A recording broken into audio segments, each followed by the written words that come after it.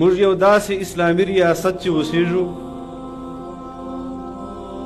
چې دغه وطن چې اسلام همیشه متنازع شوی دی. اسلامی ارکان شرعي ارکان متنازع شوي دي. قرآن متنازع کولو کوشش کړی ده، زکات متنازع کولو کوشش کړی ده، روزه متنازع کولو کوشش کړی ده.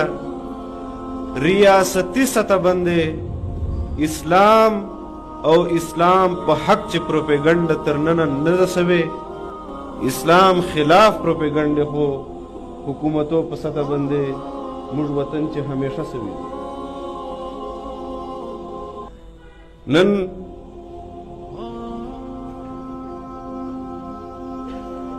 مدارسو باندې الزام لګیږي چې دا تنگ نظر خلق دي، دا شدت پسند خلق دي.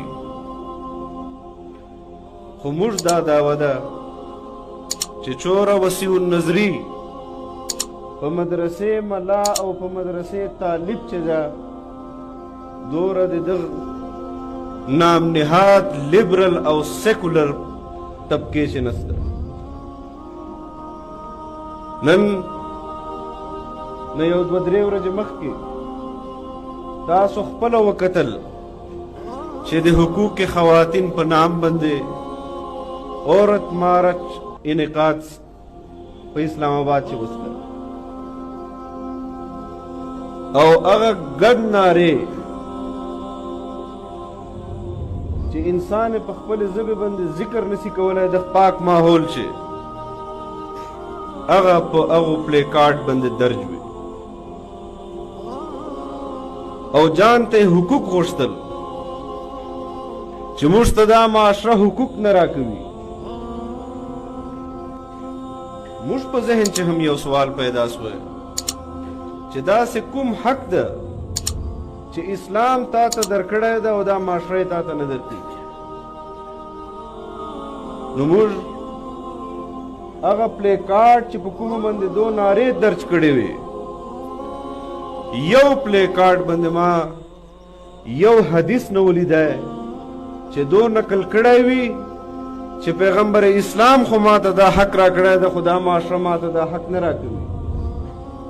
ما په اخ پلی کارډ باندې یو آیت نه ولیدی چې دې دعوه لرلي چې قرآن خو ما ته دا حق را کړی ده، خو دا معاشره ما ته دا حق نه راکوي.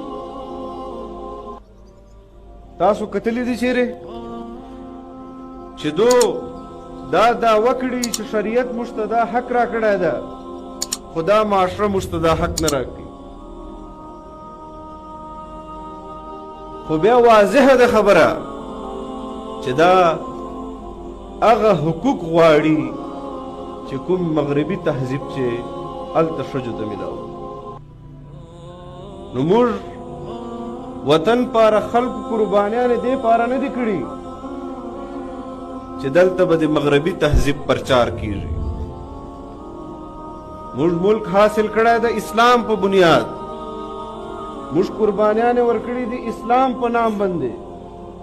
خو 80 کاله وسله چې دغه NGOs دا مخلوق چې د مغرب او د امریکې زیر سرپرستی دلته حکومتونه حاصلوي او بیا خپلو حکومتو ته دوام ورکولو لپاره هغو ته کارکردګي شو کولو لپاره دغه قسم مخلوق په میدان چې روباسي چې هغه صریحاً شریعت خلاف، صریحاً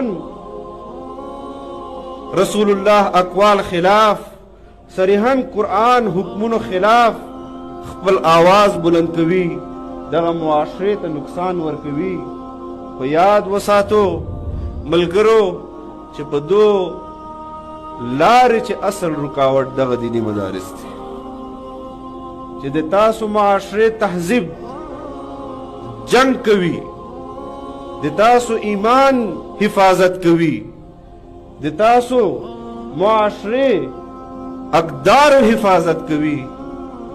موږ او تاسو دا ذمہ داری ده چې مدارسو خلاف، مساجدو خلاف او علماء کرامو خلاف دا منفی پروپیګنډا چې حکومت سطح باندې کیږي، موږ به انشاءالله دغه خلاف لاره نیسو او دا جواب به ورکوو چې دا د وطن خلک دا اسلام دوست خلک دي، دا په اسلام مین خلک دي او موږ به انشاءالله د دغو علماء کرامو په هر صورت انشاءالله